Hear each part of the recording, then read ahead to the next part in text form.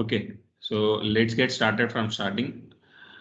So procedure is we are going to discuss about procedure. So procedure is a named block. So that can be reused. So if you want to use any code, reusable purpose, we can store that into procedure and we can reuse that. Okay, so that can be stored in the database objects. So you are storing the code in the database. So for that reason only you can able to reuse the code. Okay, so a stored procedure is a sub program that is meant to perform lot of tasks in a single run. So lot of tasks in the sense bunch of commands. Either it may be DML, either may be DDL or DQL, whatever it may be. So we even run one by one multiple queries in a single run. We can put that into a block and we can run that. Okay, so procedure may or may not return a value. So procedure not maybe like if you want to return a value, we need to use it is not mandatory to return a value here. So if it required to return, you can able to return the value using out mode parameter. That is the thing here. So let's see syntax for that, how to create the procedure. So create procedure name, parameter, name, parameter in or out. So we have the parameter modes in, out, in, out. We have three parameters. So three parameters types: in parameter, out parameter, out, in, out parameter. So you can able to mention that based on your requirement. So data type. So in all places, usually we will mention the data type and as well as size. Here we no need to mention any size in the parameter level. Okay, so parameter 2, in, out, data type. So is the like a syntax is going to enter is also one is as we can use here. Okay, declarative statements. So usually in anonymous block we will mention the declare and we will mention the declarative statements. So here we don't have any declarative statements. Is starting for the declarative statement here. So we need to consider like as a after is we need to mention the declarative statements. Okay, so till begin you can mention anything. All are considered in the declarative statements. Okay, here you can able to declare variables, constants, cursors like that. Okay, so begin executable statements. Any DML, any DDL, anything we can able to write here. So exception. So exception section. If you may get at the runtime any errors, right? We need to handle that errors. We'll use the exception section. Okay, we'll use the exception section.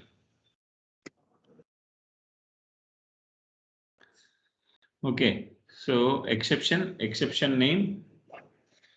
What the exception you like already said, like we have already predefined exceptions. So Oracle will maintain, Oracle will run the pre-run of the lot of code. Oracle will see lot of errors. Oracle in the sense, Oracle software developers. So tried with the multiple things, multiple errors like got see in the that career. So what are the errors all those people observe? Those things will maintain in this exception section. Type of name, we can put some name for that exception and handle that exception in this exception section. Okay. So exception statements, anything like you can write.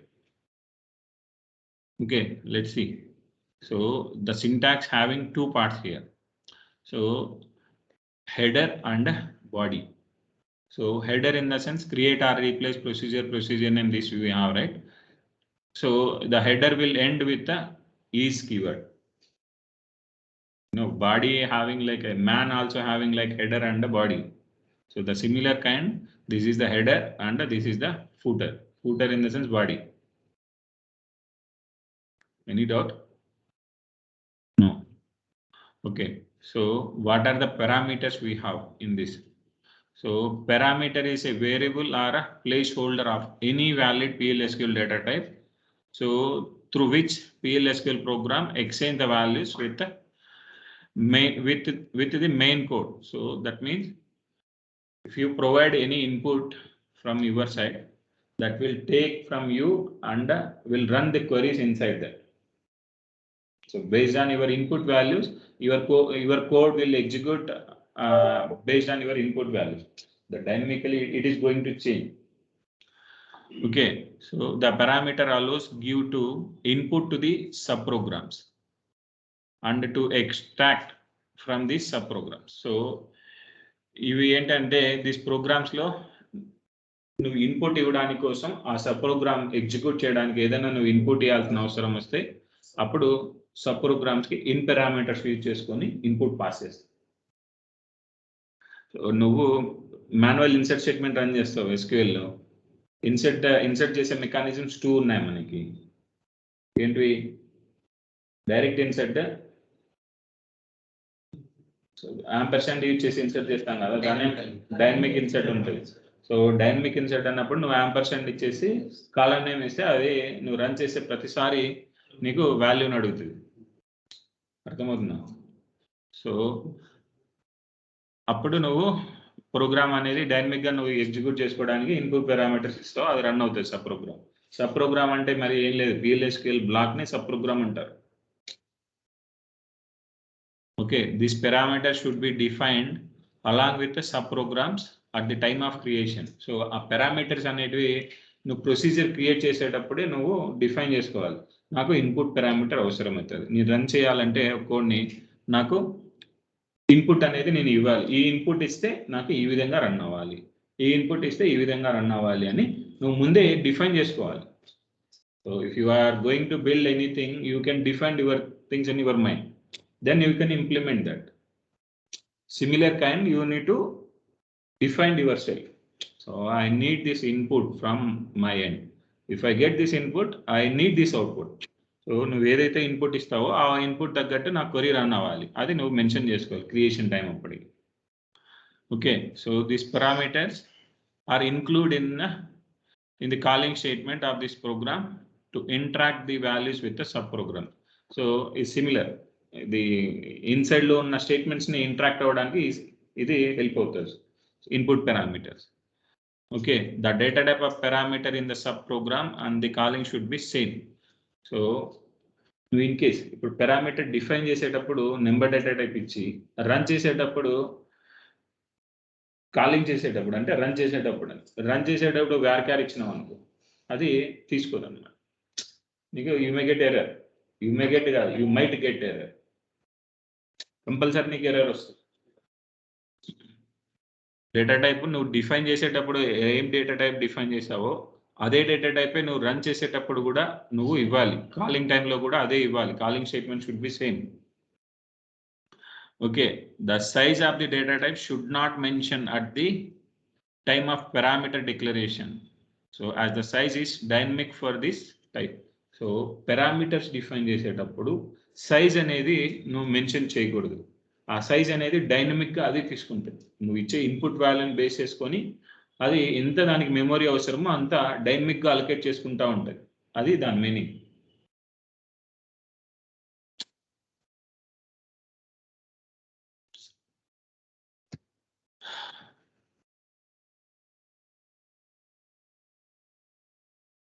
Okay, so in parameter is used to provide the input to the system. Nothing else here we have. Okay, so out parameter will help you to, this parameter is used to getting output from the subprograms. So if you provides any input to the system, the input may provide any results to you. So you are expecting something from the procedure. In that case, నువ్వు దాని నుంచి ఏదైనా expect చేసినప్పుడు ఆ expect చేసిన results కూడా నువ్వు open up అయి చూడాలి కదా. ఆ ఓపెన్ అప్ అవ్వాలి అంటే అవుట్పుట్ పారామీటర్ కావాలి. అర్థమవుతుందా? సో నువ్వు ఇన్పుట్ ఇవ్వడానికి ఇన్పుట్ ఇచ్చింది నువ్వు చూడాలి అంటే నువ్వు చూడొచ్చు. చూడాలనుకుంటే నువ్వు DBMS_output స్టేట్మెంట్ పెట్టి నువ్వు ప్రింట్ చేసుకొని చూసుకోవచ్చు నువ్వేమి ఇన్పుట్ ఇచ్చావు. అదే అవుట్పుట్ ఇచ్చావంటే అవుట్పుట్ ప్రింట్ చేయాలంటే కంపల్సరీ అవుట్పుట్ పారామీటర్ ఉంటేనే అది నీకు ప్రింట్ చేస్తుంది, లేకపోతే చేయదు. Okay, so in the calling statement, this parameter should always be a variable. Okay, that hold from the current subprogram. అంటే ఇది నువ్వు రన్ చేసేటప్పుడు నీ రన్ చేసే వాల్యూని బేస్ చేసుకొని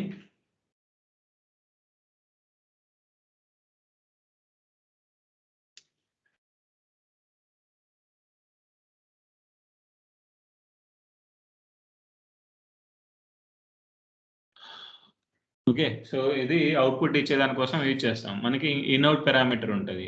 సో ఇన్అవుట్ పారామీటర్ అనేది ఇన్పుట్ అవుట్పుట్ రెండు సేమ్ వేరియబుల్స్ నుంచి తీసుకోవాల్సిన అవసరం వచ్చినప్పుడు ఇన్అవుట్ పారామీటర్ యూజ్ చేస్తాం. So this parameter is used for both giving input and displaying the output from the sub programs. So నీ దగ్గర నుంచి వచ్చిన ఇన్పుట్ని సిస్టమ్ సబ్ ప్రోగ్రామ్ పాస్ చేయాలన్నా, సబ్ ప్రోగ్రామ్ ఇచ్చిన రిజల్ట్స్ నీకు డిస్ప్లే చేయాలన్నా ఈ ఇన్అవుట్ పారామీటర్స్ సేమ్ వేరియబుల్ నుంచి. ఇప్పుడు ఏ అనే వేరియబుల్ పారామీటర్ డిక్లేర్ చేసినాం అనుకో, అదే వేరియబుల్ని ఇన్పుట్ పాస్ చేయడానికి యూజ్ చేయొచ్చు, యాజ్ వెల్ యాజ్ అవుట్పుట్ని ప్రింట్ చేయడానికి యూజ్ చేయొచ్చు. నీకు నార్మల్గా ఇన్ పారామీటర్ యూజ్ చేసినావంటే పారామీటర్ వాల్యూని ఎక్కడ నువ్వు చేంజ్ చేయడానికి లేదు, like a constant. It is a read-write variable inside the subprogram. Their values can be changed inside the subprograms. Okay, so enduku idi inout parameter. Usually in parameters lo change cheyalevu, ade ikkada changes. In the calling statement, these parameters should always be a variable that hold the value from the subprogram. Okay, so this parameters type should be mentioned at the time of creating the sub program. ఆ type ఏంటంటే అది in out అనేది నువ్వు creation అప్పుడే పెట్టుకోవాలి అని చెప్తుంది.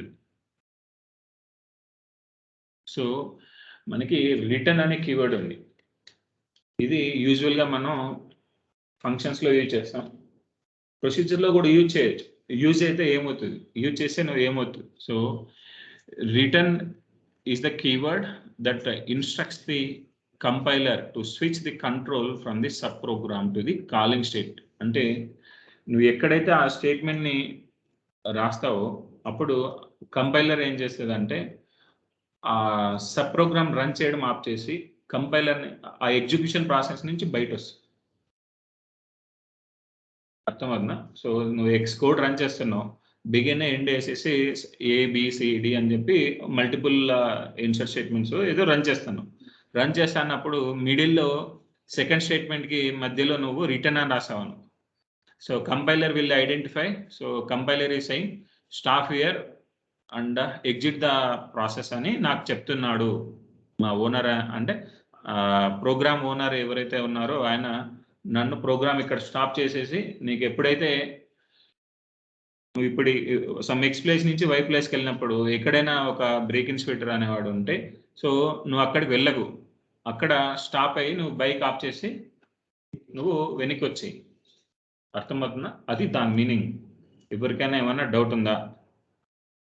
So in sub program return simply means that control needs to exit from the sub program. అంటే నువ్వు రిటర్న్ రాసినావంటే సో కాలింగ్ స్టేట్మెంట్కి వెళ్ళిపోం. కాలింగ్ అంటే ఏంటి, నేను ఇక్కడ కాల్ చేస్తున్నా అంటే ప్రొసీజర్ కాలింగ్ చేసేది ఏంటి, నువ్వు అవుట్ సైడ్ నుంచే ప్రొసీజర్ని కాల్ చేస్తావు, ప్రోగ్రామ్ లోపల పోయి నువ్వు కాల్ చేయడానికి లేదు.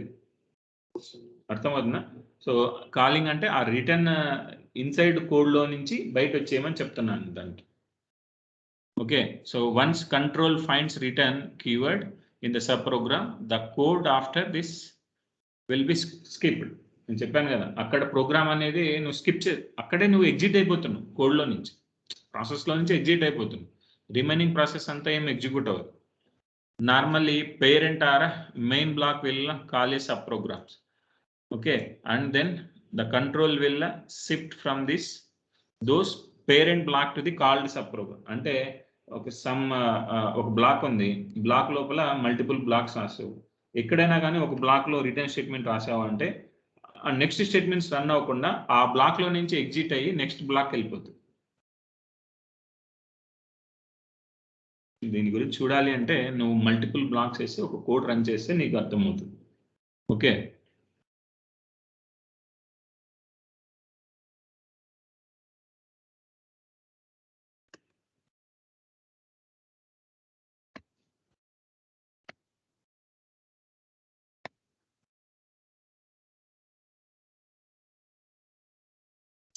ఏంటి ఎగ్జాంపుల్.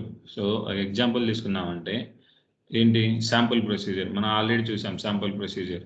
సో సింపుల్గా ఏదైనా ఒక ఇన్పుట్ పాస్ చేసి ఆ ఇన్పుట్ని ప్రింట్ చేయాలనుకున్నప్పుడు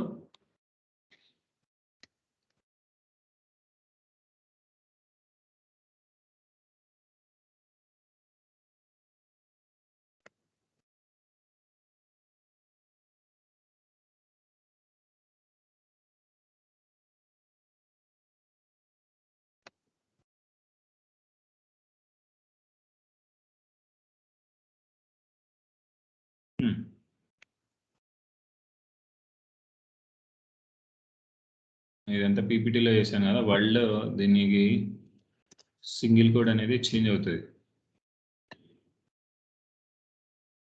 procedure compiled. Okay. So procedure compiled. Now I'm going to execute that. So using execute keyword,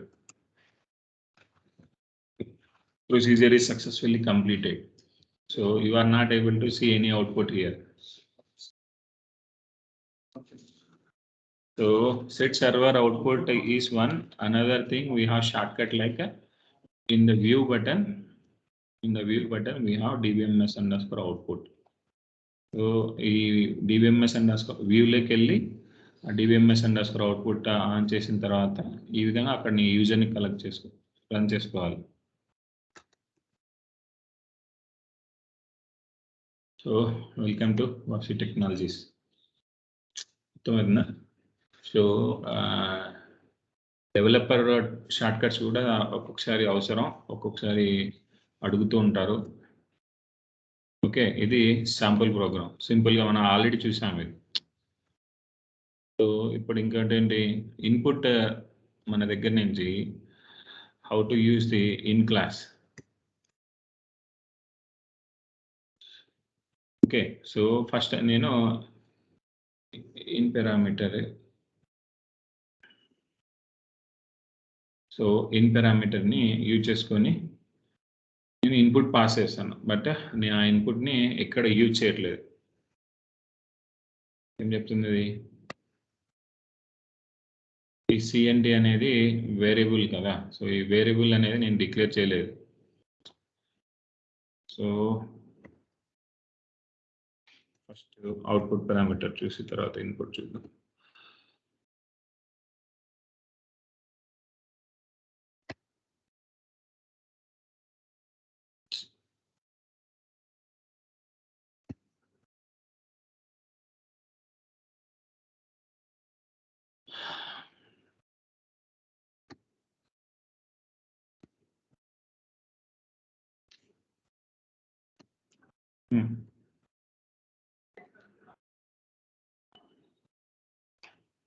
ఇప్పుడు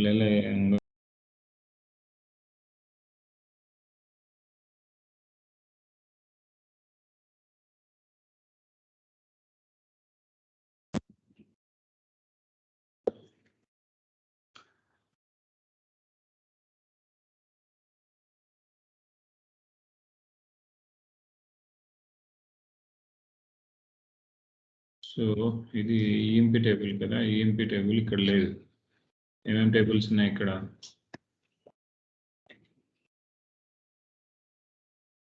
సో ఏమేమి టేబుల్స్ మన డేటాబేస్లో ఉన్నాయి ఎలా చూసుకోవాలి మనం? Select star from user అండర్స్.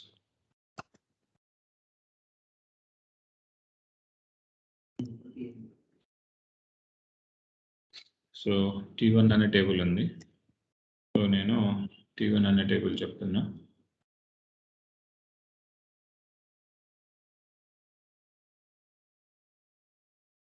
రెక్ కౌంట్ అని ప్రొసీజర్ రాసేటప్పుడు ఎప్పుడు కూడా నేమింగ్ కన్వెన్షన్ అనేది ఫాలో అవ్వాలి. ప్రాక్ అండర్స్కోర్ రెక్ అండర్స్కోర్ కౌంట్ అని నేను ఒక ప్రొసీజర్ని డిఫైన్ చేసుకుంటున్నా.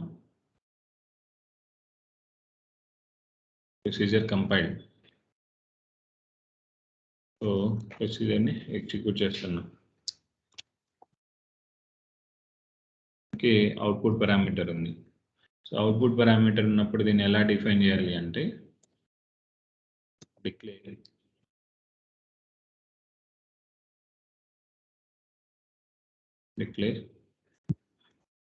ఈ అండ్ ఏదైనా నేమ్ ఇవ్వచ్చు. ఇక్కడ P1 ఇస్తున్నా నేను. సో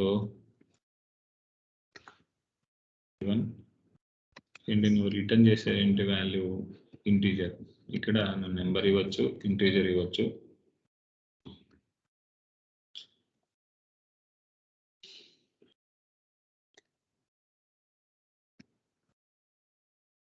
సో ఇక్కడ నువ్వు ఎగ్జిక్యూట్ చేసేటప్పుడు నార్మల్గా నువ్వు ప్రొసీజర్ అవుట్ సైడ్ నుంచి ఎగ్జిక్యూట్ చేసేటప్పుడు EXE కమాండ్ యూజ్ చేస్తావు. సో ప్రొసీజర్ని ఈ విధంగా ఎగ్జిక్యూట్ చేసేటప్పుడు సింపుల్గా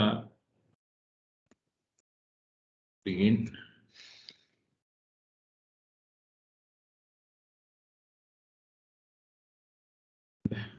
ఎండ్. సో ఈ విధంగా నువ్వు అవుట్పుట్ పారామీటర్ ఏదైతే ఉందో ఆ అవుట్పుట్ పారామీటర్ ఏదైనా కానీ అది ఇలా డిక్లేర్ చేసుకోవాలి. నువ్వు ఏదైనా నేమ్ ఇచ్చుకో, నాకు ప్రాబ్లం లేదు. సో సిస్టమ్ ఇక్కడ P_CNT అని చెప్పి నేను వేరియబుల్ డిక్లేర్ చేసి, ఇక్కడ P1 అనే దాన్ని నేను వేరియబుల్గా డిక్లేర్ చేసిన. ఇక్కడ ఈ P1ని అవుట్పుట్ పారామీటర్గా పాస్ చేస్తుంది.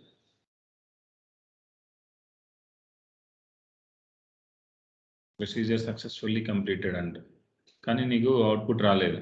సో అవుట్పుట్ రాలేదు అంటే ఇక్కడ చూడాలి, number of records 0.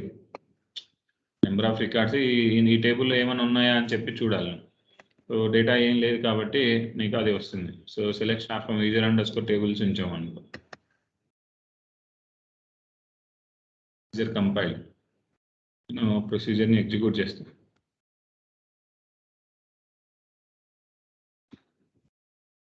Number of records 9. Input parameter ఆ విధంగా ఉపయోగపడుతుంది.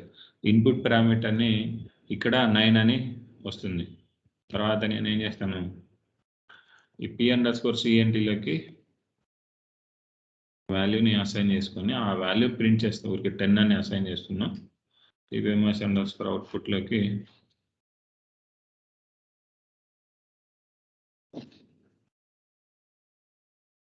కంపైల్ అయింది. సో ఇప్పుడు నువ్వు చూస్తే అవుట్పుట్ క్లియర్ చేసిన. సో ప్రొసీజర్ రన్ అయిన తర్వాత అవుట్పుట్ చూడు, number of records 9, number of records 10. So ఈ 9 ఏంటి, ఇక్కడి వరకు 9 ఉంది. సో వాల్యూ ఫస్ట్ ఇన్స్లైజ్ చేసిన తర్వాత సెకండ్ టైం ఏం జరిగింది, మళ్ళీ వాల్యూని రీఇన్స్లైజ్ చేసినప్పుడు ఫస్ట్ ఏ వాల్యూ ఉందో ఆ వాల్యూని ఇగ్నోర్ చేసుకుంటుంది సిస్టమ్ అక్కడ మర్చిపోతుంది అది.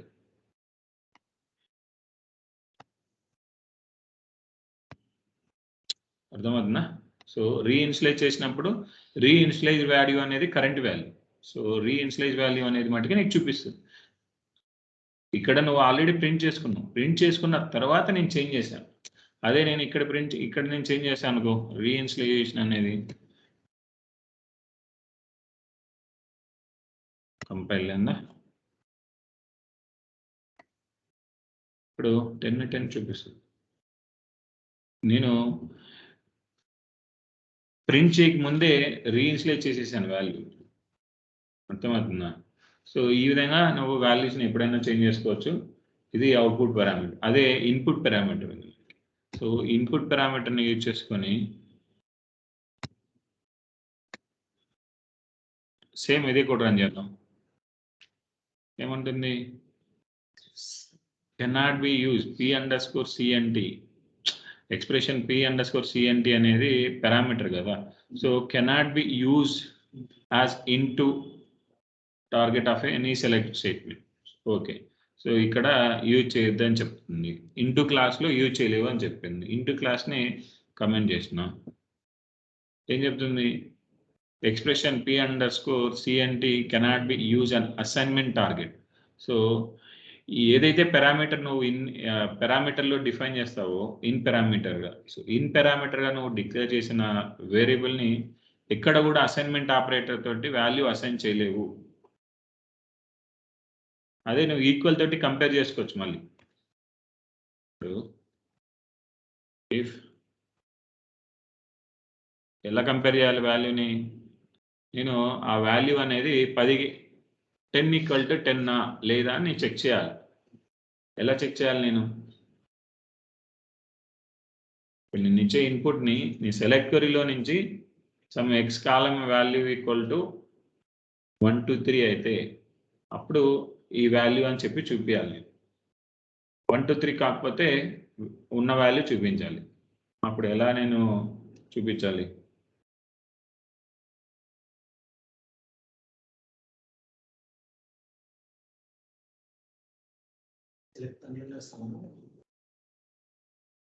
డిపార్ట్మెంట్ 10.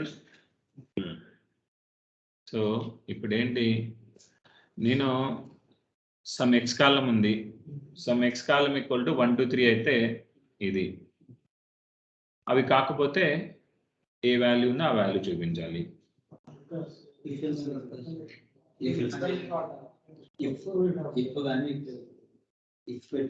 ఇఫ్ ఎల్స్ నీకు ఎక్స్ప్లెయిన్ చేసినా నేను, మళ్ళీ ఎందుకు చెప్తాను?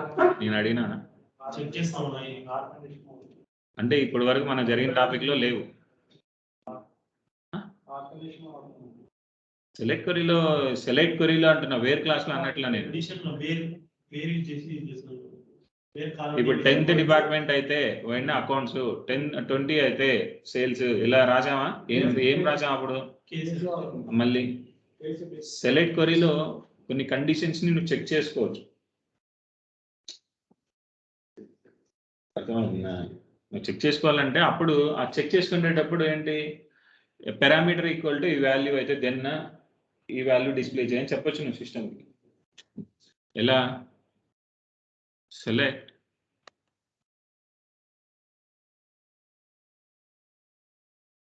is equals to 10 then. So ఈ కేస్ స్టేట్మెంట్ అనేది రాసారు. దెన్ ఆ వాల్యూ ఏంటనేది కూడా ఇక్కడ రాయాలి. ఏం వాల్యూ ఇది? సో అని పెట్టాను.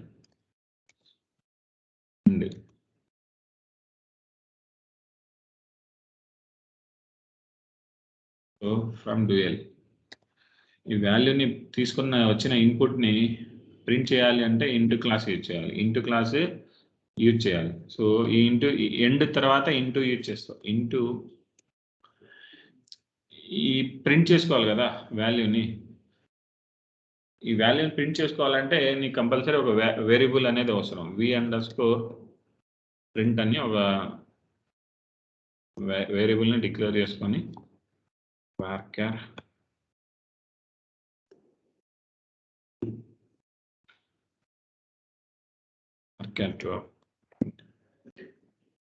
పారామీటర్ ని డిక్లేర్ చేసేటప్పుడు సైజ్ మెన్షన్ చేయకూడదు. వేరాజ్ వేరియబుల్ డిక్లేర్ చేసేటప్పుడు కంపల్సరీ మనం సైజ్ మెన్షన్ చేయాలి. ఓకే, సో ఇప్పుడు ఇంటూ ఏమైంది?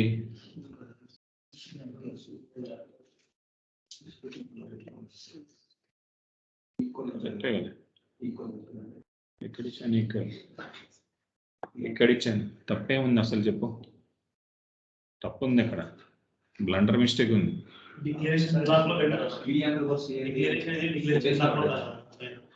సో ఇక్కడ నేను ఏదైతే వేరియబుల్ డిక్లేర్ చేసినానో ఆ వేరియబుల్ అనేది డిక్లరేటివ్ స్టేట్మెంట్స్ లో ఉండాలి. యాజ్ తర్వాత ఉండాలి.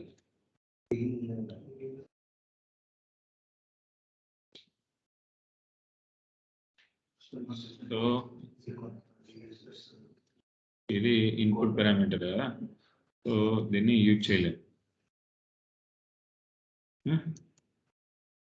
ఎన్ని తప్పులు వస్తే అంత మంచిది, అంత నేర్చుకుంటారు. ఓకే, సో నేను ఇప్పుడు ఏం చేశాను, case when p count equal to 10 then అయినప్పుడు షో, లేకపోతే లేదు. సో సో 10కి 10 వచ్చినప్పుడు నువ్వు ఏంటి రన్ చెప్తున్నా నేను ఏంటి ఇన్పుట్ పారామీటర్ కదా. సో ఇన్పుట్ పారామీటర్ అయినప్పుడు నేను ఇక్కడే దాని వాల్యూ కూడా అసైన్ చేస్తాను 10 అని. Successfully completed. మనం దీన్ని ప్రింట్ చేయాలి కదా.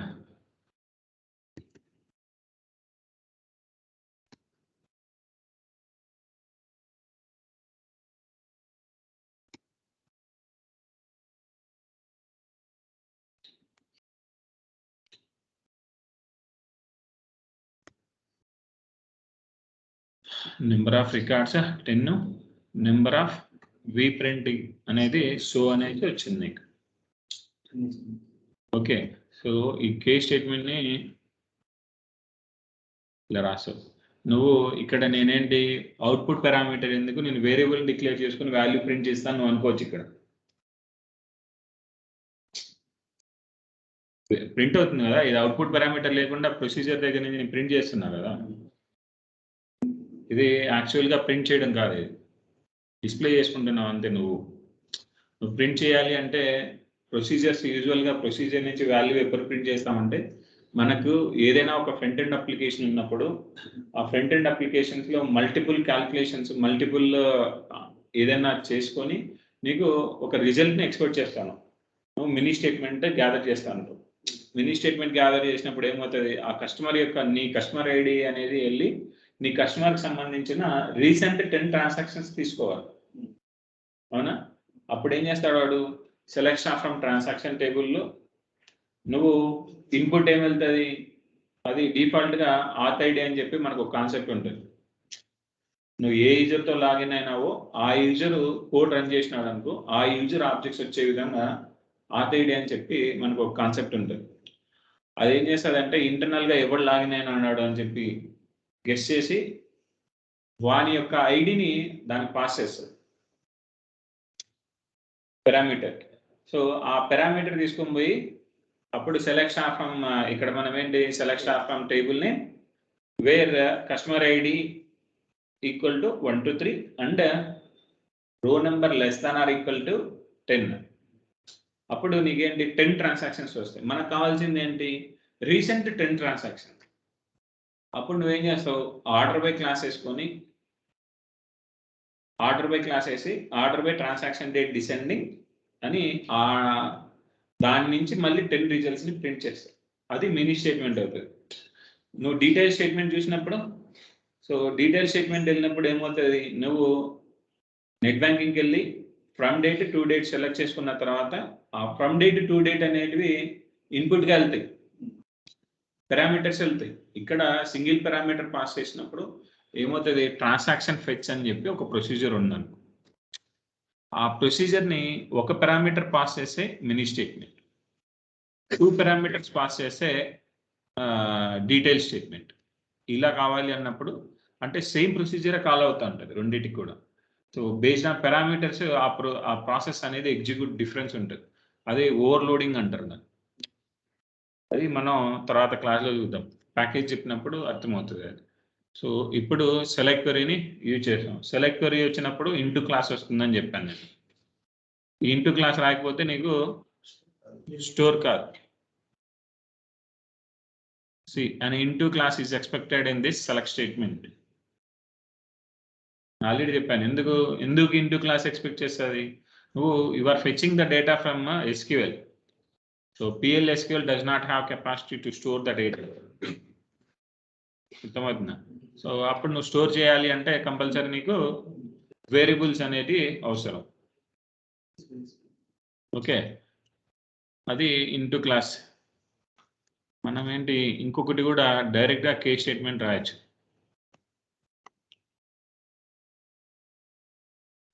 రాసిద్దాం. ఇప్పుడు ఇన్ చూసావు, అవుట్ చూసాం. ఇన్ అవుట్ అనేది సింపుల్, ఇంకా దానికి కూడా ఎగ్జాంపుల్ ఉంటుంది. So creating a procedure with input and output parameters. So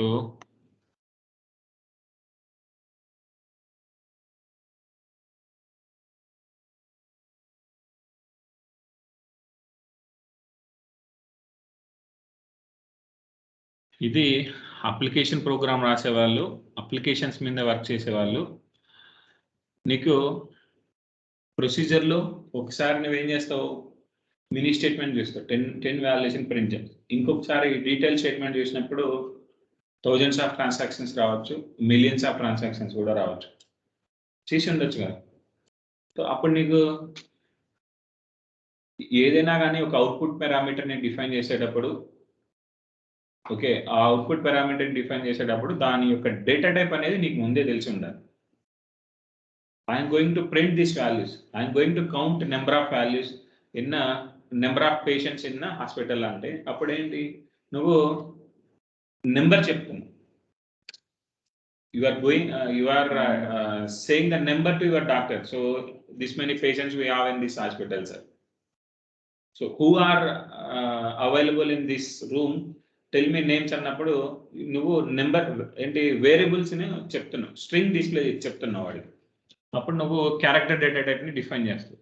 so patients ఎప్పటి నుంచి ఈ డేట్ నుంచి ఈ డేట్ మధ్యలో ఎవరెవరు ఉన్నారు కావాలి అంటే కూడా నీకు ఏదో లేదు, ఈ పేషెంట్ ఏ డేట్ని జాయిన్ అయినాడు కావాలంటే నువ్వు డేట్ గురించి మాట్లాడుతున్నావు. సో నువ్వు డేట్ అనేది అవుట్పుట్ పారామీటర్గా చూపిస్తావు. ఓకే, సో ఇవి కాకుండా నీకు ఒకసారి డేట్ కౌంట్ రెండు కావాల్సి వస్తుంది. లేదు, నువ్వు ప్రింట్ చేస్తావు, డాక్టర్ ఏం అడుగుతాడో నాకు తెలియదు, నేను ప్రతిదీ ఆన్సర్ చేసే కెపాసిటీ నా దగ్గర ఉండాలి. అప్పుడు నేను సిస్ రెఫ్ కర్సర్ అని చెప్పి, ఇది ఒక డేటా టైప్ కర్సర్ అనమాట. ఇది sys ref cursor, it act like as a data type. So మనకి కర్సర్ కాన్సెప్ట్ ఉంది, కర్సర్స్ గురించి మాట్లాడేటప్పుడు చూద్దాం. ఇది ఏం చేస్తుందంటే, నువ్వు ఇక్కడ సెలెక్ట్ స్టార్ ఫ్రమ్ ఈఎంపి అను. సో నీకు ఎక్కడైనా అవసరం వచ్చినప్పుడు సెలెక్ట్ స్టార్ ఫ్రమ్ XYZ అన్నావన్నా అంటే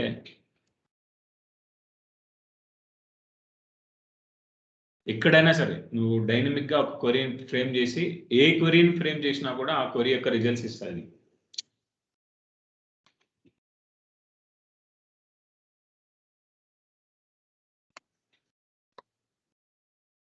నేను P_DEPT, ఓకే. సో ఇక్కడ ఈఎంపి టేబుల్ అంటున్నా, ఈఎంపి టేబుల్ మన దగ్గర లేదు. సో దీన్ని నేను ఏం చేస్తా అంటే, మన హెచ్ఆర్ స్కీమా ఉంది కదా, హెచ్ఆర్ స్కీమాలో రన్ చేస్తాను.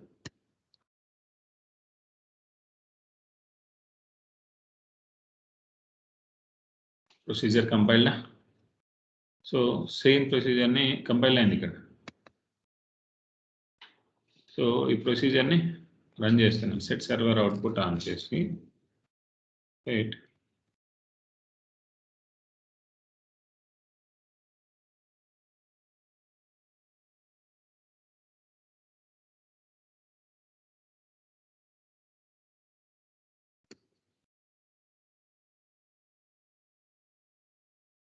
ఓకే, అవుట్పుట్ ఆన్ చేశాను.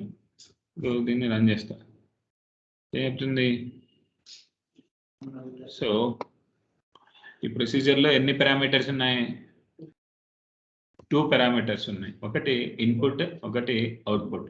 నువ్వు ఇక్కడ అవుట్పుట్ని డిక్లేర్ చేసి అవుట్పుట్ని పాస్ చేసావు, ఇన్పుట్ ఎవరు ఇస్తారు, ఇవ్వలేదు కదా నేను. సో అప్పుడు ఏం చేస్తాను, 10 అని చెప్పి పాస్ చేస్తాను. ఇప్పుడు ఏం చేస్తుంది, ఫస్ట్ పారామీటర్ ఇన్పుట్గా తీసుకుంటుంది, సెకండ్ పారామీటర్ని ఏగా తీసుకుంటుంది. అదే నువ్వు రివర్స్ ఇస్తే ఏమవుతుంది అనేది కూడా చూద్దాం. So procedure successfully completed. మనం ఇక్కడ ఏం ప్రింట్ చేయట్లేదు, సో దీన్ని ప్రింట్ చేయడానికి అవ్వదు ఇక్కడ.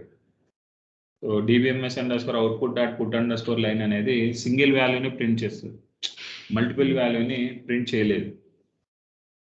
ఓకే, సో ఇది ఫంక్షన్స్లో నువ్వు ప్రింట్ చేయగలుగుతావు, చెప్తాను ఎలా ఏంటి అనేది.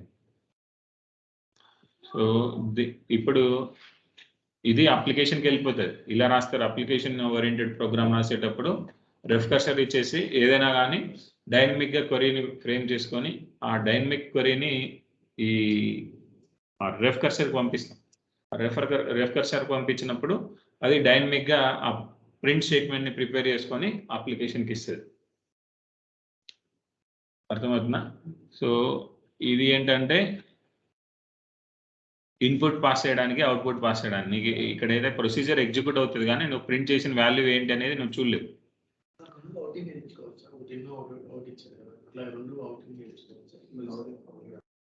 రెండు ఇప్పుడు అవుట్ ఇన్ ఇస్తా అంటావా? నువ్వు ఎటైనా ఇచ్చుకున్నా, రెండు అవుట్ ఇచ్చుకో, ఇచ్చుకో, అదేమన్నా వద్దంటే కదా నీకు. So procedure name is already existing objects అంటుంది. Create or replace.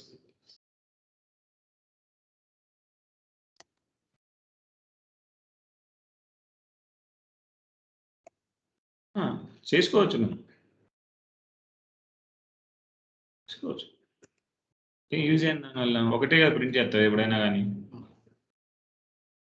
ఇక్కడ 2 ఇన్పుట్ పారామీటర్స్ ఉన్నాయి, 2 అవుట్పుట్ పారామీటర్స్ ఉన్నాయి.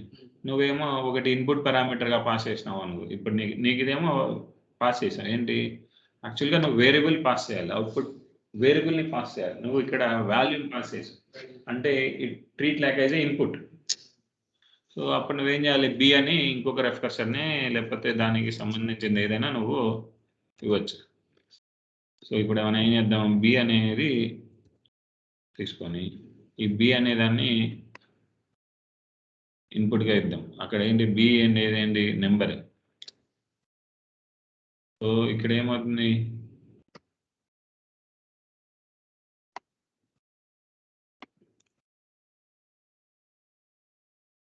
wrong number or a type of arguments the calling procedure. So ఇక్కడ ప్రొసీజర్ అయితే కంపైల్ అయింది.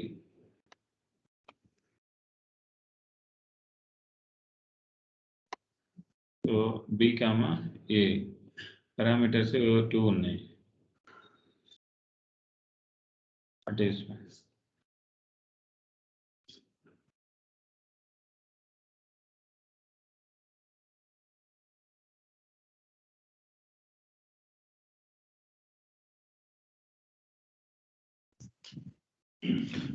బ్రో సుధీర్ ఇక్కడ చెప్పు.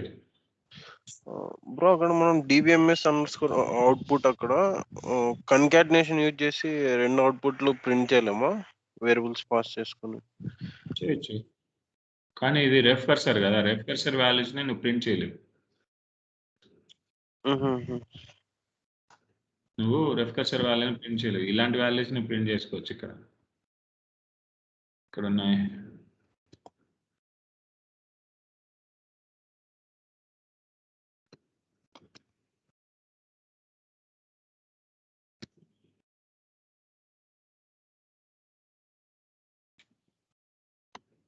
ఇప్పుడు దాకా మనం చేసింది ఇదే కదా సుధీర్. ఇక్కడ చూడు, వెల్కమ్ అని చెప్పి నేను ఏదైతే పాస్ చేస్తే అది కన్కాటినేట్ చేసి ప్రింట్ చేస్తున్నాం కదా, అర్థమైందా? అంటే నేను అనేది మరి 2 లైన్స్ యూజ్ చేయకుండా ఒకటే లైన్ లోనే మొత్తం 2 అవుట్పుట్స్ తెప్పియగలము కదా అంటున్నావు బ్రో. ఇక్కడ 2 లైన్స్. ఓకే అదండి.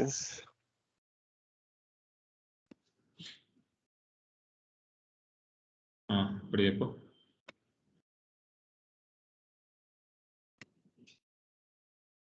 ప్రొసీజర్ కంపైల్ అయింది. ఇక్కడ నేను ఏం చేస్తున్నాను, ఇది ఒక స్ట్రింగ్, ఇది ఒక స్ట్రింగ్ అవుతుంది. ఇప్పుడు ఈ స్ట్రింగ్ ఏమో డైనమిక్, ఇది స్టాటిక్ స్ట్రింగ్. వెల్కమ్ టు అనేది స్టాటిక్. నువ్వు ఏ వాల్యూ పాస్ చేస్తావో ఆ వాల్యూ డైనమిక్ గా వచ్చి ప్రింట్ చేస్తుంది నీకు. ఓకే, నా డౌట్ ఉందా? లేదు. అది కన్కాటినేట్ అయ్యి దాంతో ఇది ప్రింట్ అవుతుంది. ప్రొసీజర్స్ గురించి, ప్రొసీజర్స్ లో ఇన్సర్ట్, అప్డేట్, డిలీట్ ఇవన్నీ కామన్ గా యూజ్ చేస్తాం. సో మనం డిడిఎల్ స్టేట్మెంట్ కూడా యూజ్ చేయొచ్చు. సో సెక్షన్ అయిపోయిన తర్వాత మళ్ళీ ఒకసారి ప్రొసీజర్స్ గురించి ప్రాక్టీస్ చేద్దాం. లేదు ఇక్కడే ప్రొసీజర్ ఉంది, శాంపుల్ బ్రాక్ ఉందా?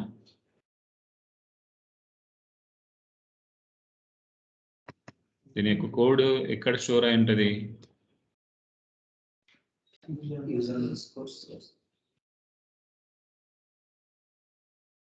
Start from user underscore procedures.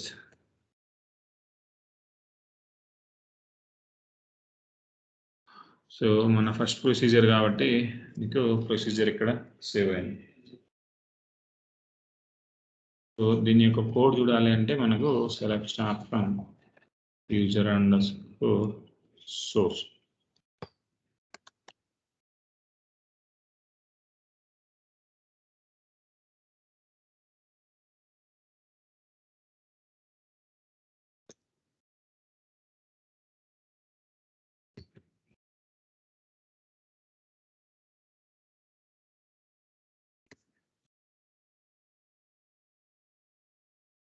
So ఈ పర్సెంటేజ్ ఎందుకు అనేది ఫస్ట్ యూజర్ అండర్స్కోర్ సోర్స్లో ఏమేమి ఉందో చూడు. సో యూజర్ అండర్స్కోర్ సోర్స్లో ఫస్ట్ది ప్రొసీజర్ నేమ్ అయితే డిపిటి కౌంట్. మనకేంటి ఇంకొకటి శాంపుల్ అండర్స్కోర్ ప్రాక్ కదా, మనం ఇంకొకటి రాసాం.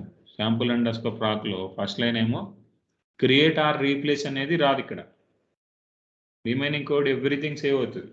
నువ్వు బ్లైండ్గా ఇలా కోడ్ తీసుకొని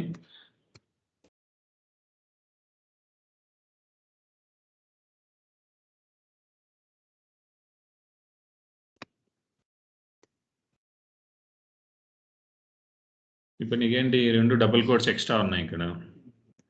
ఓకే, సో మన దగ్గర TextPad Notepad plus plus ఉంటే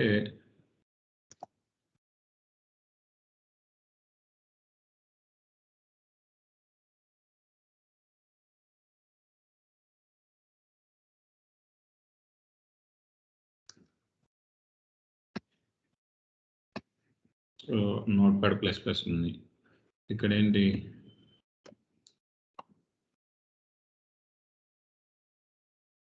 ఆల్ట్ రైట్ క్లిక్ ఇచ్చేసి సెలెక్ట్ చేసుకుని మౌస్ లెఫ్ట్ క్లిక్ ఇచ్చేసి సెలెక్ట్ చేసుకున్నామంటే అలా సెలెక్ట్ అయ్యేది. సింపుల్గా దాన్ని ఇలా అంటే వెళ్ళిపోతుంది. షార్ట్ కట్స్ చాలా అవసరం. ఓకే, నువ్వు మళ్ళీ దాని ప్లేస్లో ఫస్ట్లో ఏదైనా యాడ్ చేయాలంటే కూడా యాడ్ చేయొచ్చు. సింపుల్గా దీనికి క్రియేట్ ఆర్ రీప్లేస్ యాడ్ చేసుకొని నువ్వు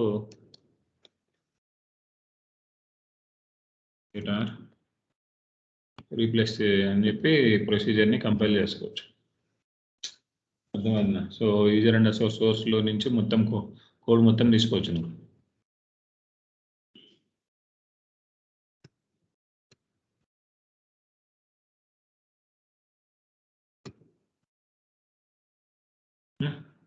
సో యూజర్ అండర్స్కోర్ సోర్స్లో సేవ్ అవుతుంది, as well as user underscore ప్రొసీజర్స్లో నీకు ప్రొసీజర్ నేమ్ని సేవ్ చేస్తుంది. దాంతోపాటు యూజర్ అండర్స్కోర్ ఆబ్జెక్ట్స్లో కూడా సేవ్ అవుతుంది. యూజర్ అండర్స్కోర్ ఆబ్జెక్ట్స్లో కూడా ఉంటుంది, చెక్ చేసుకోవచ్చు.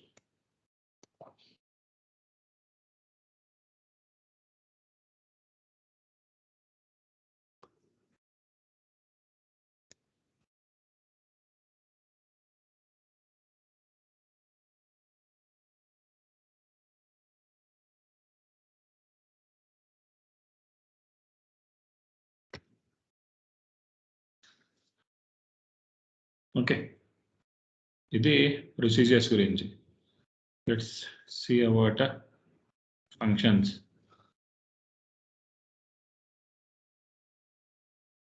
Okay, so introduction to the PL/SQL functions.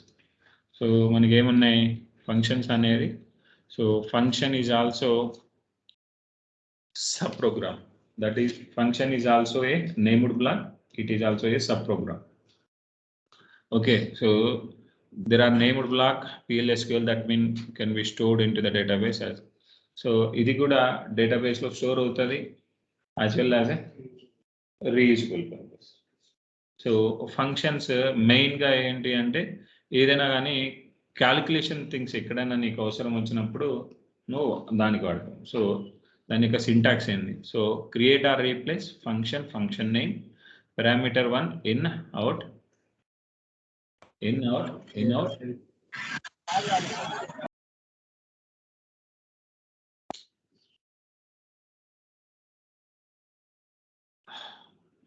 If someone is in risky places, please put on mute.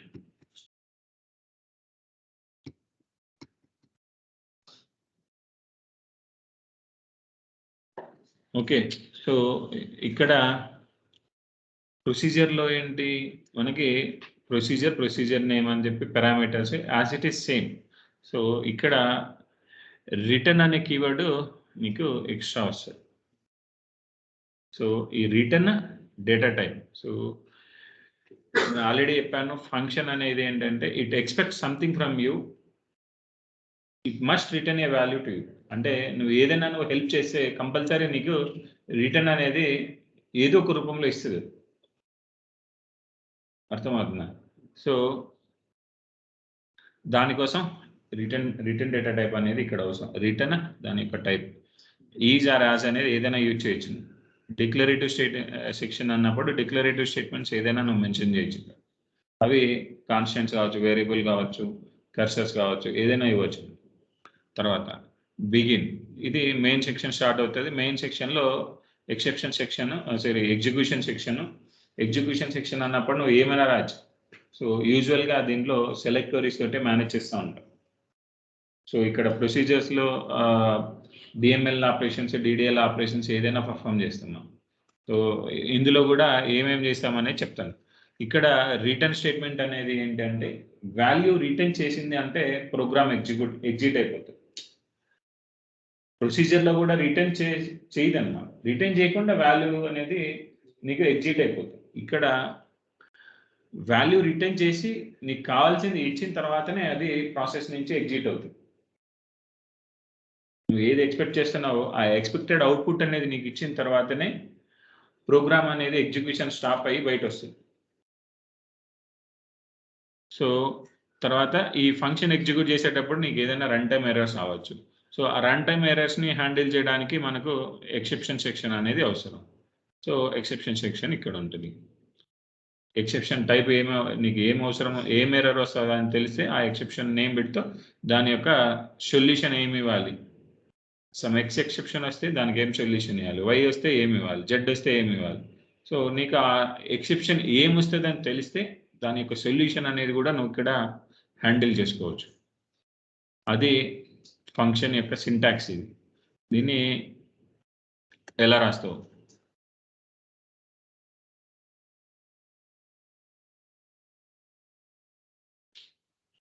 So the syntax of this function is divided into two parts, header, execution part. So header అనేది ఏంటి అంటే header, body. సిమిలర్గా మనం ప్రొసీజర్లో మాట్లాడుకున్నాం same. So ఈజ్కి ముందు ఉన్నదంతా header, ఇక్కడేమో body. హెడర్లో నీకు రిటర్న్ క్లాస్ అనేది ఒక ఎక్స్ట్రాగా యాడ్ అయింది అనమాట ఫంక్షన్లో. Everything will same. So handler function consists of signature of the function PLSQL function. So execution part consists of all executable statement that defined working in the PLSQL function. So ఆ execution sections లో నువ్వు ఏదైనా రాసుకోవచ్చు. So ఏదైనా రాసుకోవచ్చు, inserts, update, delete ఏదైనా రాయొచ్చు. ఓకేనా?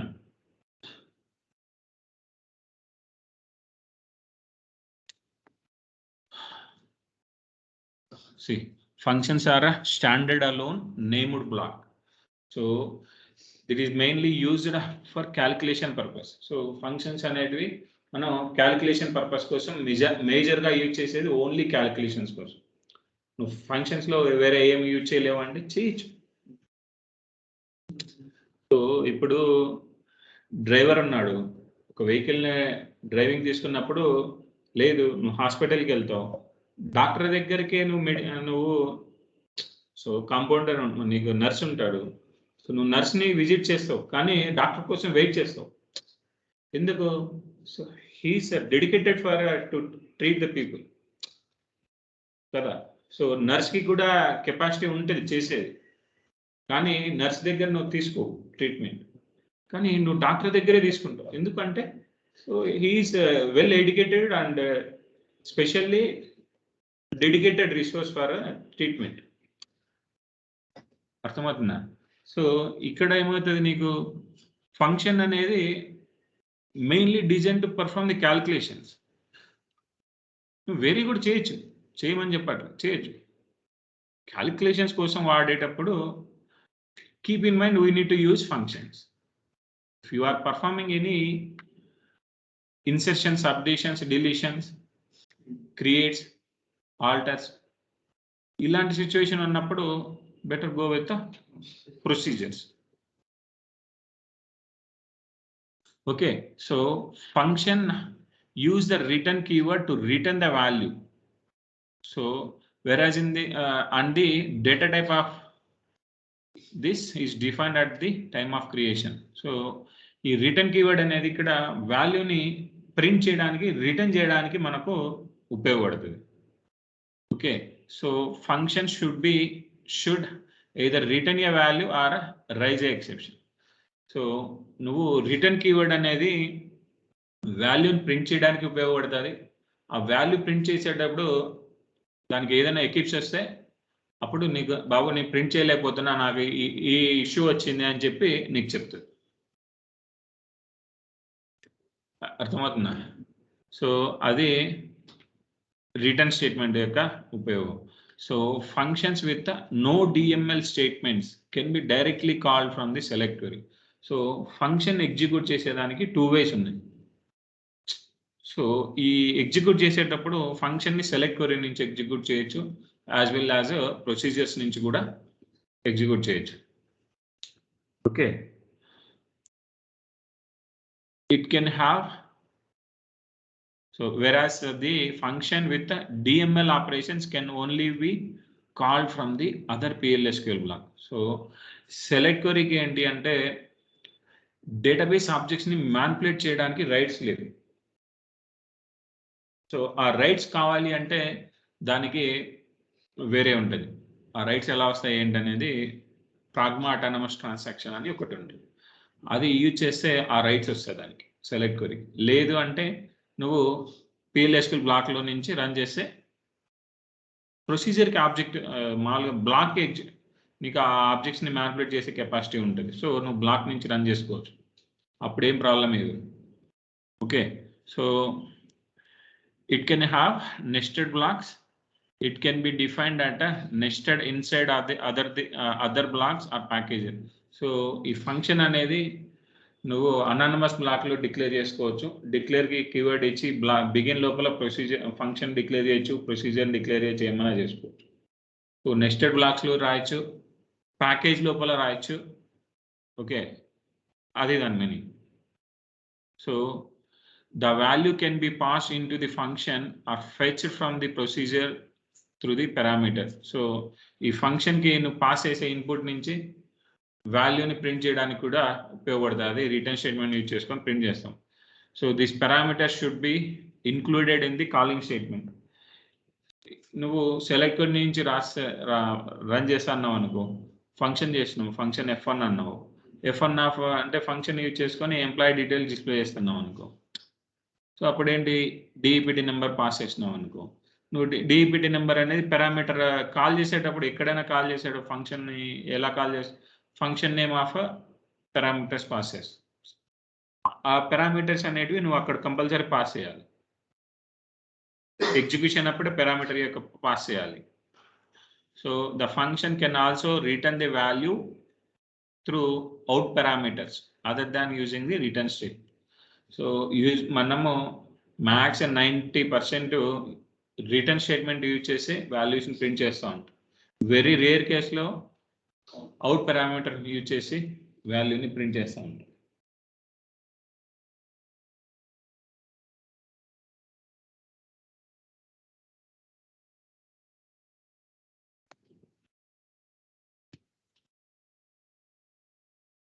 syntax. So create or replace function మన శాంపుల్ ప్రోగ్రామ్ ఇది. మనం ఆల్రెడీ సింటాక్స్ చూసాం. Create or replace function, function name, parameter, in or out. So నేను ఇక్కడ ఇన్పుట్ ఇస్తున్నా పీ నేమ్ ఇన్. సో ఏం చేస్తున్నాను, జస్ట్ మనం ప్రొసీజర్ని ఎలా చేసామో అలానే ఇక్కడ కూడా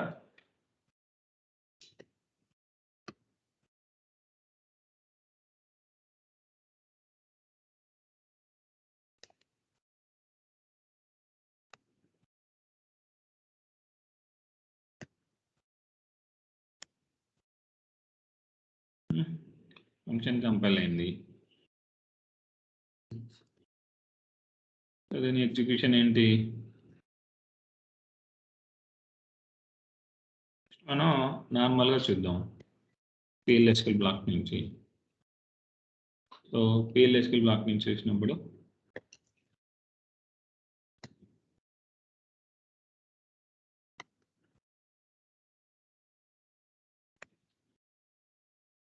సక్సెస్ఫుల్లీ కంప్లీటెడ్. ఏమన్నా ఏంటైందా?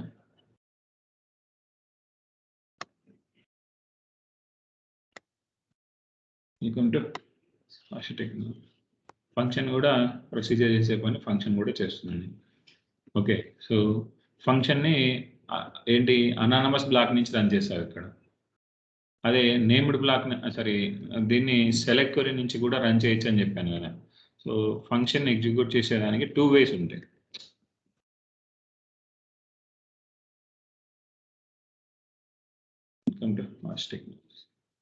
అర్థమవుతుందా? సో ఫంక్షన్స్ ఎందుకు నీకు ఏదైనా క్యాలిక్యులేషన్స్ నీకు నీ రన్ చేసేటప్పుడు ఎంప్లాయీ టేబుల్లో ఏదైనా హైర్ డేట్ పాస్ చేసినావు అనుకో, సో వాడి యొక్క ఏజ్ క్యాలిక్యులేట్ చేయాలి. ఏదైనా కానీ ఒక ఎంప్లాయీ యొక్క ఏజ్ క్యాలిక్యులేట్ చేయాలి, ఏదంటే ఎక్స్పీరియన్స్ క్యాలిక్యులేట్ చేయాలి.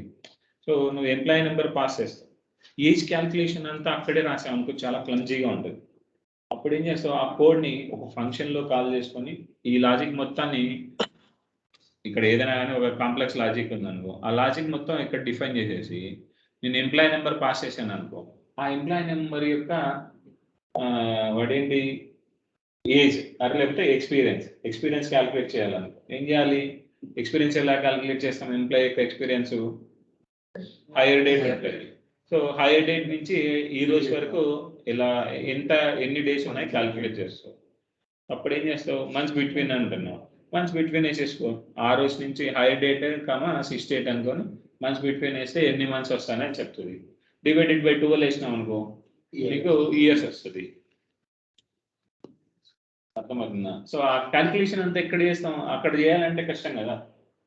సో ఆ కోడ్ అంతా సింప్లిఫై చేసుకొని ఒక నేమ్డ్ బ్లాక్లో ఉంచుకొని ఆ నేమ్డ్ బ్లాక్ని కాల్ చేస్తాం. అది ఏంటి అంటే ఫంక్షన్. ఓకే, తర్వాత ఏంటి?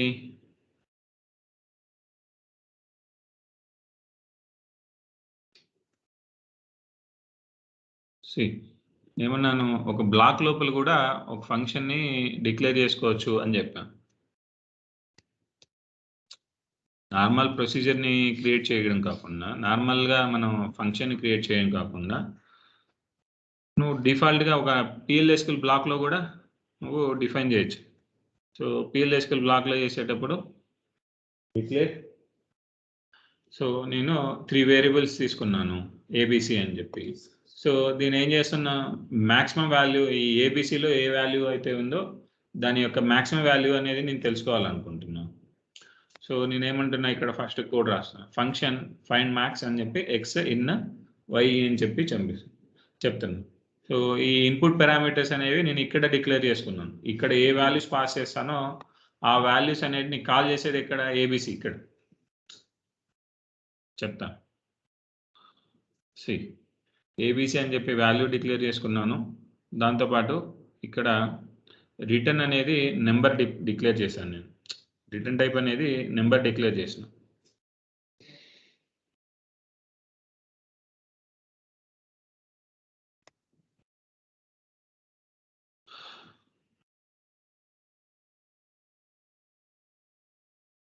ఇక్కడ ఏం చేశాను, రిటర్న్ టైప్ నెంబర్ డిక్లేర్ చేశాను. జెడ్ అనేది నెంబర్ వేరియబుల్ డిక్లేర్ చేసుకున్నా. ఏం చేస్తున్నా, ఇఫ్ స్టేట్మెంట్ రాస్తా. ఇఫ్ అనేది ఏంటంటే conditional statement. So condition check చేస్తాను, కండిషన్ సాటిస్ఫై అయితే అది ఇఫ్లో ఉన్నది ఎక్స్ గ్రేటర్ దాన్ వై అంటే 2 గ్రేటర్ దాన్ 3 ఫాల్స్. అప్పుడు ఈ స్టేట్మెంట్ అనేది ఫాల్స్ అవుతుంది. ఫాల్స్ అయ్యి నెక్స్ట్ ఎల్స్ బ్లాక్కి వెళ్తుంది. 5 గ్రేటర్ దాన్ 2 ట్రూ. అప్పుడు జెడ్ ఈక్వల్ టు ఎక్స్ అంటున్నా, అంటే జెడ్లో ఏం వాల్యూ లేదు. ఇక్కడ జెడ్ అనేది ఒక నెంబర్ డిక్లేర్ చేసుకున్నాను. సో ఈ నెంబర్ డిక్లేర్ చేసుకొని ఆ జెడ్లో 0 ఉంటుంది. ఇక్కడ ఏం వాల్యూ అసైన్ చేయలేదంటే వాల్యూ ఏది ఇనిషియలైజ్ చేయలేదు అంటే నల్ ఉంటుంది లేదా జీరో ఉంటుంది. జీరో ఉంటుంది యూజువల్గా. సో నువ్వు జెడ్లకి ఎక్స్ వాల్యూని పంపిస్తున్నావు ఎప్పుడు ఎక్స్ గ్రేటర్ దాన్ వై ఉన్నప్పుడు. ఓకే, రిటర్న్ జెడ్ అంటున్నావు. So X greater than Y అనేది ఫాల్స్ అనుకో, చిన్నది అనుకో, అప్పుడు జెడ్ ఈక్వల్ టు వై అంటున్నావు. అప్పుడు జెడ్లకి ఏం వెళ్తుంది, ఏ పెద్దది అయితే అది వెళ్తుంది. అది నువ్వు ప్రింట్ చేస్తావు. అర్థమవుతుందా?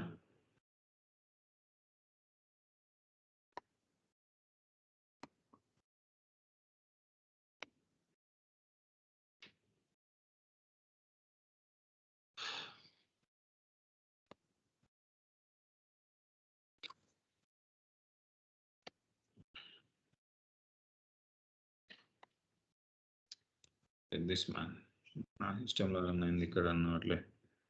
So encounter the symbol end of file when expected one of the following: begin function, pragma procedure. ఇక్కడ అవసరం లేదు తమ్ముడు.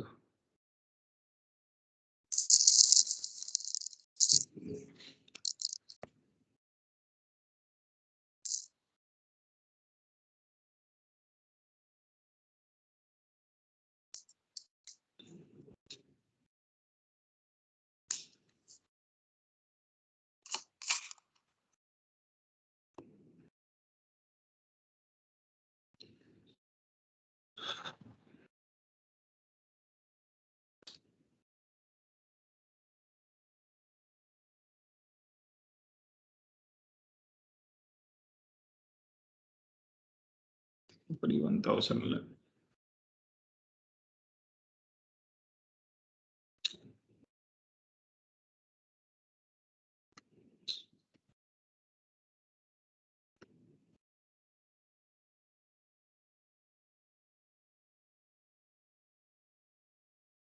ఓకే, ఫంక్షన్ అయితే క్రియేట్ అయింది.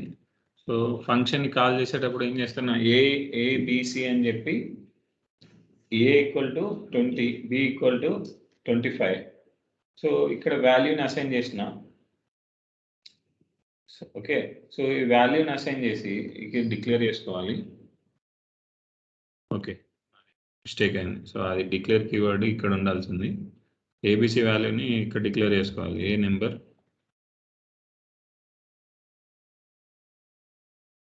B number, C number.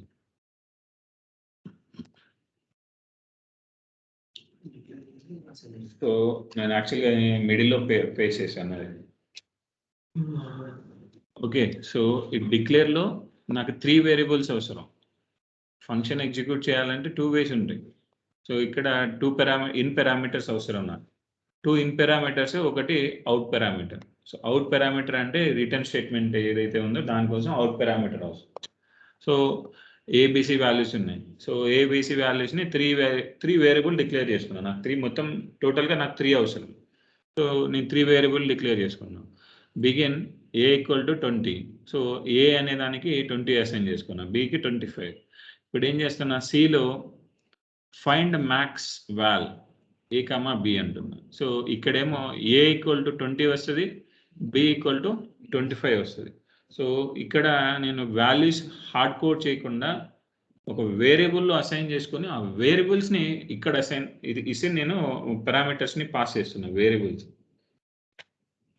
అర్థమవుతుందా? నువ్వు డైరెక్ట్గా వాల్యూనే ఇవ్వని అవసరం లేదు, వేరియబుల్లో పాస్ చేసి ఆ వేరియబుల్ని ఇక్కడ కాల్ చేయొచ్చు.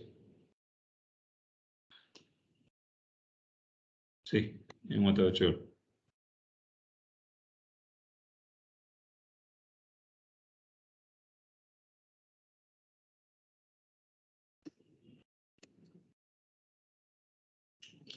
maximum of 2 numbers 25. సో ఏంటి 20-25లో పెద్దది ఏంటి 25. అర్థమవుతుందా? సో ఇక్కడ 120 ఇచ్చామనుకో,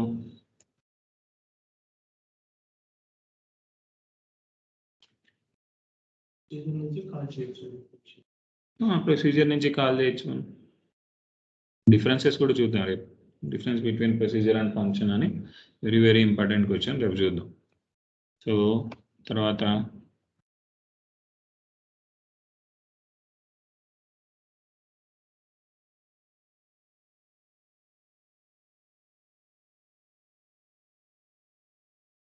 ఫంక్షన్ మనం ఏంటి అవుట్పుట్ పారామీటర్ని యూజ్ చేసుకొని కూడా ఫంక్షన్ని క్రియేట్ చేయొచ్చు అని చెప్పాం మనం.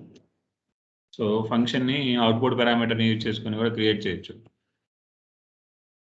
ఏంటి ప్రొసీజర్ని తీసుకొని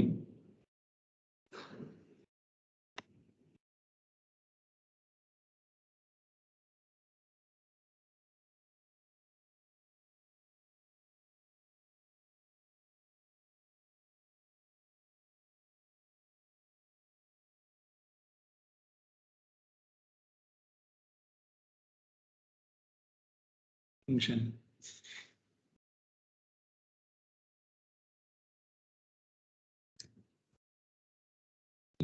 ఇక్కడ p_, dpt నెంబర్ లేదు, డైరెక్ట్గా అవుట్ పారామీటర్ తీసుకున్నాం.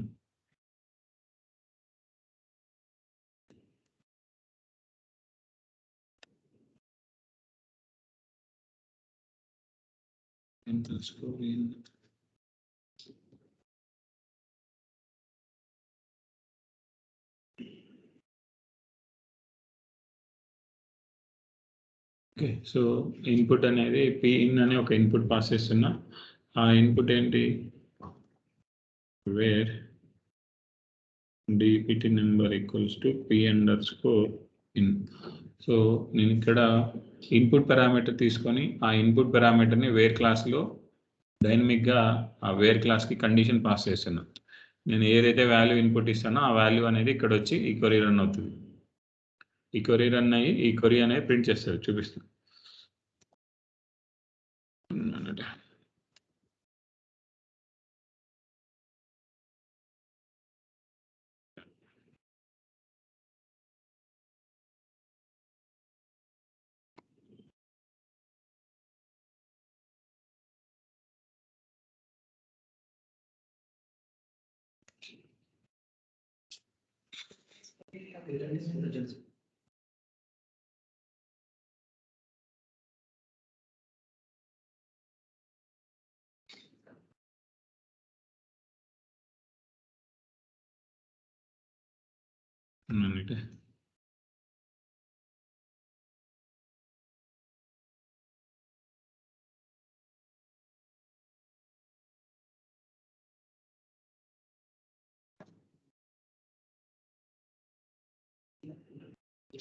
ఓకే, ఇక్కడ ఉందిలే.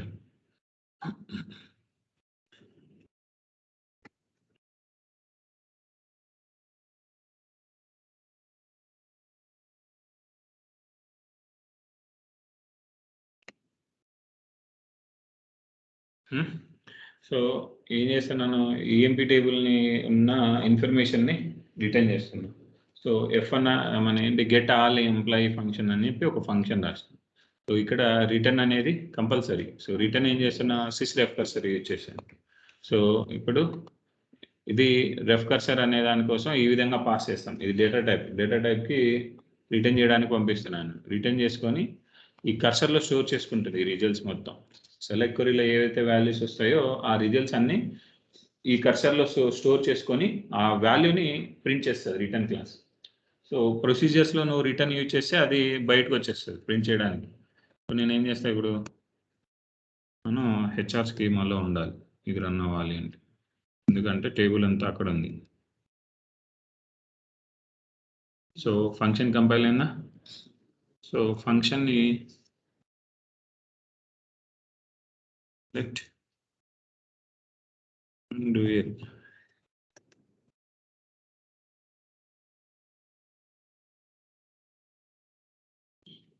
ప్రింట్ అవుతుందా?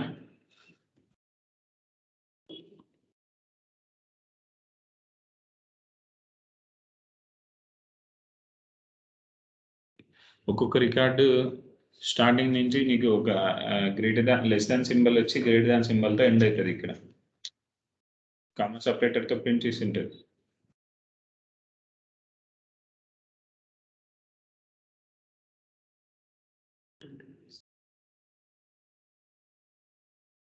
అర్థమైందా? సో దీన్ని ఇలా చూస్తున్నావు, అదే F5 పెట్టి రన్ చేసావు అనుకో నీకు సింపుల్ అవుట్పుట్ వచ్చినట్టు వస్తుంది. స్టార్ ఫామ్ EMP అని నేను వేధిస్తావు అలానే ఇలా వస్తుంది F5 రన్ చేస్తుంది. అర్థమవుతుందా? సో ఫంక్షన్ అనేది మల్టిపుల్ వాల్యూస్ని కూడా రిటర్న్ చేస్తుంది. F5 అంటే రన్ ఆప్షన్. అది SQL డెవలపర్లో అవుతుందిలే కానీ అది అన్నీ ఇది టూల్, ఇది థర్డ్ పార్టీ టూల్. అప్పుడంతా నీకు ఊరికే సింపుల్గా చెప్తుండ్రు. మల్టిపుల్ వాల్యుయేషన్ రిటర్న్ చేస్తుందా లేదా నువ్వు చెక్ చేసుకోవాలనుకున్నప్పుడు F5 కొడితే చూపిస్తుంది నీకు. అర్థమవుతుందా? సో ప్రొసీజర్ని యూజ్ చేసుకొని ఫంక్షన్ యూజ్ చేసుకున్నాం మనం. రేపు కొంచెం ప్రాక్టికల్ ఎగ్జాంపుల్స్ చూసుకొని అందరూ ఆ రిలేషన్స్ చెప్పాను, ఆ real time project video already ఉన్నాయి. ఆ టేబుల్స్ అన్ని క్రియేట్ చేసుకోండి. రేపటి నుంచి దానిపైనే ప్రొసీజర్స్ ఫంక్షన్స్ రాసి కండిషన్స్ లూప్స్ ఏమేమి ఉన్నాయో అవన్నీ కంప్లీట్ చేసుకున్నాం. ఓకే, సో అవన్నీ కంప్లీట్ చేసుకొని ఎల్లుండి ప్యాకేజెస్ గురించి మాట్లాడుకుందాం. రేపు కండిషనల్ స్టేట్మెంట్స్ అంటే ఏంటి,